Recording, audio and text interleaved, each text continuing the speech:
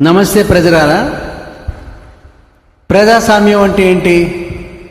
ప్రజల సమూహమా లేక ఒంటరిగా రావడమా?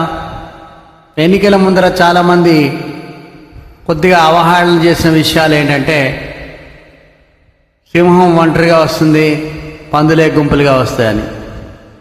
సరే, ఇది పక్క పెడితే కనుక మనం బాగా ఆలోచించాల్సిందంటే ప్రజాస్వామ్యంలో ప్రజలు గుంపులుగా వచ్చి ఓట్లేస్తేనే ఆ పార్టీ గెలుస్తుంది.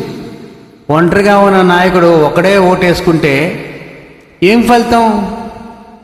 ఆ సూత్రం అడవిలో పనిచేస్తుందేమో. సింహం ఒంటరిగా వస్తే మిగతా జంతువులన్నీ భయపడతాయేమో. కానీ ప్రజాస్వామ్యంలో ప్రజల మధ్య ప్రజలందరూ గుంపులుగా కలిపి ఓటేసుకుంటే ఆ కూటమే గెలుస్తుంది కదా. ఇప్పుడు జరిగింది అదే కదా.